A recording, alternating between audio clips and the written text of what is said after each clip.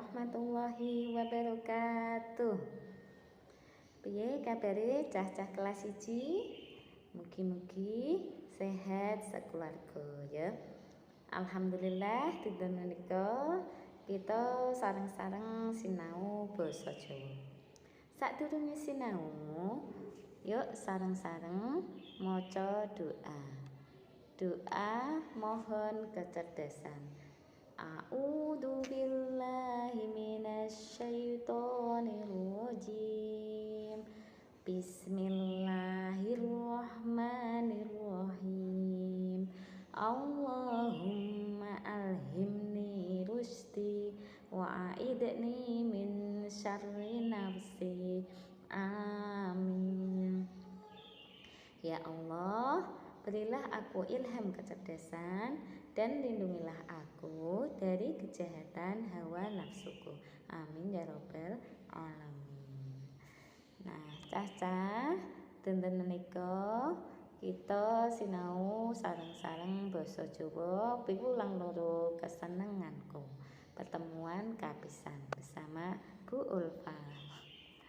Ya. Sadurunge sinau, cah-cah nyiapke bukune sik yo.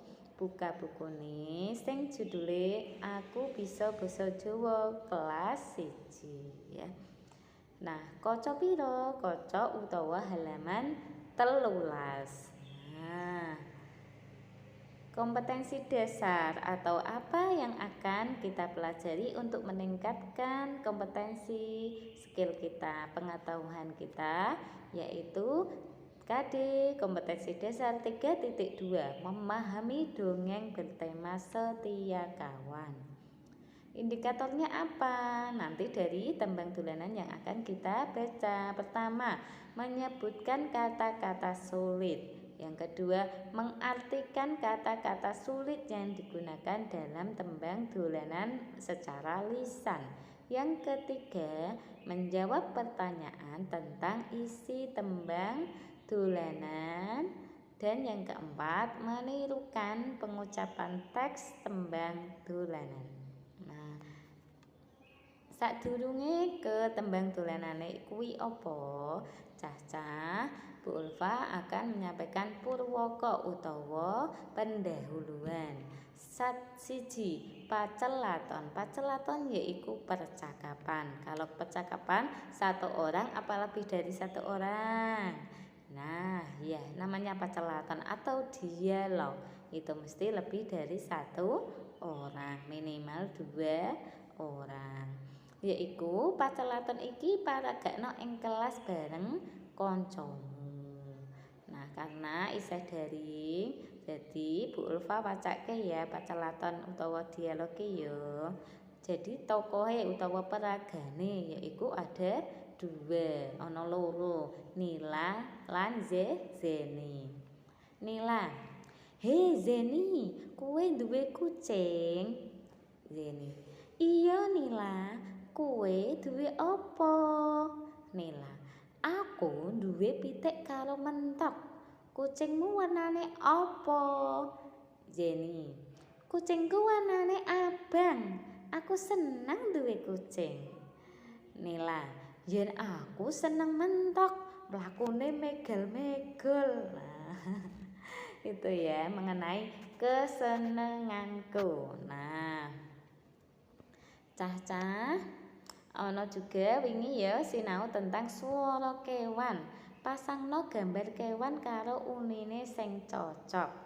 Nah, swara pitik, pitik jago kukuruyu. Gitu ya pitik jago ya. Sing ngisor iki apa?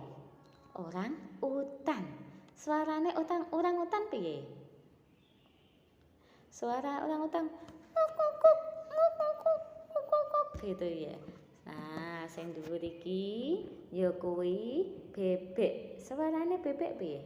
Wek wek wek. Wek wek wek. Wek wek wek. Nah, sing iki sing paling garang. Nah, sapa sing wani ketemu ambek iki sijine kewan jenenge apa, Cah? Jenenge macan. Suarane piye? Au. Au. Au.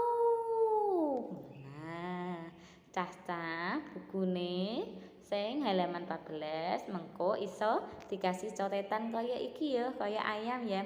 Ayam kukuruyuk, orang utan, wong utan, nguk nguk kuk kuk kuk kuk kuk kuk gitu ya. Bebek, wek wek wek wek wek wek. Nah, macan, oh. Nah, nanti bisa dikasih garis. Oke. Nah, saiki gatekno ya sinaone intine materi iki pertemuan iki tentang tembang dolanan mentok-mentok. Sopo sing wis iso nyanyi tembang dolanan mentok-mentok? Sebutkan saya. Nah, ayo tembang mentok-mentok iki diwaca dhisik, sing seru, sing banter. Banjur tembangake bareng kancamu. Nek di rumah tembangake bareng keluarga, bareng kakak, bareng adik, bareng ibu, bareng bapak ya. Nah, diwaca sik. Judule tembang dolanane mentok-mentok. Nah, iki kalebu pelok 6. Lagune piye? Mentok-mentok tak kandhani. Mentok-mentok tak kandhani. Mung solahmu angisin ngisini. Mbok yo aja ngetok ana kandang wae. Enak-enak ngorok ora nyambut gawe. Mentok-mentok mung lakumu megel-megel gawe guyu. Nah, lagune piye? Lagune kaya ngene.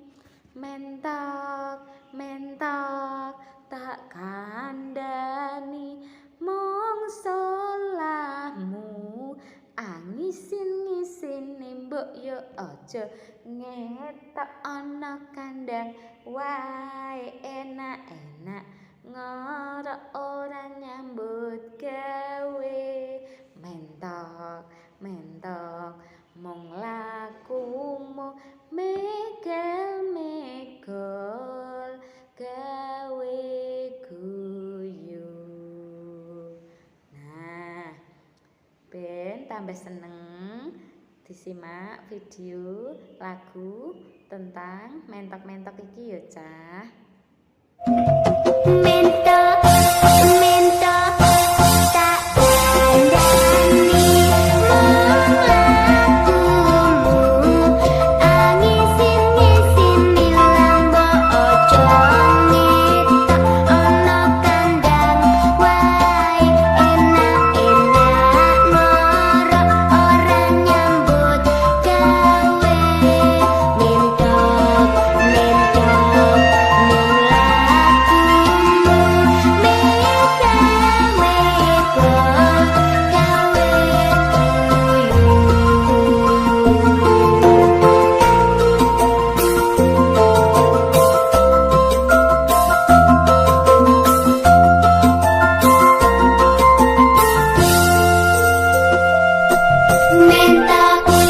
mentok, mentok, tak kandhani mung lakumu angisin-ngisini lambo aja ngetok ana kandang wae. Enak-enak ngorok ora nyambut gawe.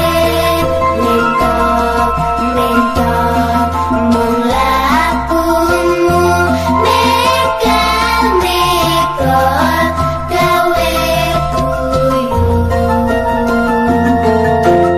Saiki gladen utawa latihan loro. Ayo nggenepi tembang ing tembang sing dhuwur mau ya mengenai lagu mentok-mentok. Iki ana kata ya, kandhani, ngetok, solahmu, ngorok, mentok-mentok, guyu. Dipasangno, ditulis ana sing kalimat utawa tembung sing ngisor ya, Cah. Iso Yuk sareng-sareng kalih guru. Mentok-mentok tak kandhani. Nah, kandhani dari sini pindah ke sini. Iso ya cah ya ditulis ya, disalin. Sing nomor loro, mung titik-titik angisin sini. Apa sing sini saka mentok? Yaiku solahmu. Solahmu dari sini tadi ya. Solahmu yang di sini dipindah ditulis di sini. Nalung, lanjutannya apa? Nah, mbok yo aja ngetok. Nah, ngetok dari sini ngetok ditulis ya. Mbok yo aja ngetok ana kandang wae. Nomor 4, enak-enak ngorok, enak-enak ngorok tulisan di sini. Tulisane ngorok pindah nang kene. Sing nomor 5 apa? Mentok mung lakumu. Nah, mentok sing nang kene iki. Mentok iki dipindah nang kene ditulis ulang. Mentok mung lakumu. Nah, sing terakhir nomor 6. Megel gawe apa? Sing terakhir ana tulisane guyu. Ditulis nang kene guyu. Iso ya cah ya, ditulis ya. Nang bukune basa Jawa ditulis. Mentok tak kandhani mung solahmu. Ngisin-ngisini mbok yo aja ngetok ana kandang wae. Enak-enak ngorok ora nyambut gawe. Mentok mung lakumu. Megel gawe guyu. Nah, itu patalaton sing pertama. Sing selanjutnya yaitu ayo ngitung sing bener. Nah, cah-cah ngitung yo. Cucuk iki paruhnya mentok. Nah, contoh yang A. Cucuk mentok cacahe 1 ditulis 1. Saiki B. Sikil mentok cacahe piro cah sikil mentok? Sikil mentok cacahe loro. Angkane loro. Yo, ditulis ya nang bukune ya. Nomor C. Buntut mentok cacahe piro? Ini buntutnya ya, ekornya mentok. Cacahe 1 ditulis 1. Swiwi itu sayap. Sayape mentok, swiwi mentok cacahe loro. Angkane loro. Matane mentok piro? Matane mentok matane mentok cacahe loro. Angkane loro. Bisa ya cah ya nulis ya nang bukune dhewe-dhewe ya. Nah, saiki nomor 4, wacanen tegese tembung-tembung ing tembang mentok-mentok. Nah, A. Tak kandhani iku tegese apa? Tak kandhani iku tegese aku menehi ngerti, aku ngasih tahu, aku memberi tahu. Sing B. Solahmu iku apa? Tegese apa? Maksudnya apa? Solahmu tegese tumindakmu atau sikapmu. Nah, C. Angisin-ngisini tegese apa? Maksudnya apa? Gawe isin, buat malu. Nah, D. Ngetok iku tegese apa? Maksudnya apa? Yaitu ngaton. Ngaton itu apa? Masih nggak tahu ya bahasa Jawanya ngaton ya? Yaitu keluar, jangan keluar. Nah, E. Kandang Kandang tegese apa? Omah kewan, rumah hewan, rumah hewan, rumahe kucing, rumahe bebek yaiku kandang. Nah, saiki wis ngerti ya tegese tembung-tembung sing ana nang tembang mentok. Tak kandhani, tak kasih tahu, solahmu, sikapmu, angisin-ngisini buat malu, ngetok, keluar, kandang, rumah hewan. Nah, yang dimaksud di sini rumah mentok. Nah, yang terakhir 5, ayo ngonceki isine tembang mentok-mentok. Nah, mentok-mentok iku kelebu kewan ingon-ingon iki gambare mentok-mentok. Sapa sing tahu weruh mentok-mentok utawa ana sing cah-cah ngingoni mentok-mentok? Nah, rupane gawe isin mula ora oleh ngetok. Mentok iki kandhane wae aja metu, nang kandhang wae aja metu. Lakune mentok megel ya. Nah, saiki dijawab pertanyaane. A. Mentok-mentok mlakune apa? Megel. Nanti engko ditulis ya cah ya. Loro. Omahe mentok ing ndi? Omahe mentok ing kandang. Nah, C. Mentok isin mula ora apa? Ora ngetok. Nah, ditulis lho. Rupane mentok piye? Rupane mentok gawe isin. Nah, tembang mau judule apa? Tembang mau judule mentok. Isa cah nulis iki? Semangat Bu Ulfa, Bu Guru yakin kanca-kanca mesti iso jawab. Oke. Alhamdulillah cukup semanten iku mau saka Bu Guru, mugi ana manfaate. Aja lali bukune ditulisi kaya Bu Ulfa mau. Oke, siap. Nah, saiki yuk sareng-sareng maca sikap berdoa dulu. Sikap berdoa. Tangan diangkat, kepala ditundukkan. Berdoa dimulai. Baca hamdalah. Alhamdulillahirabbil alamin. Istighfar, astaghfirullahaladzim. Dan doa penutup majelis. Subhanakallahumma wa bihamdika asyhadu an la ilaha illa anta astaghfiruka wa atubu ilaik. Amin. Rabbana taqabbal minna innaka antas samiul alim. Alhamdulillahi rabbil alamin. Alhamdulillah, mugi ana manfaate. Sekian saking Bu Guru, nek wonten kelepatan nyuwun pangapunten. Matur suwun, Bu Ulfa pamit riyin. Wassalamualaikum warahmatullahi wabarakatuh.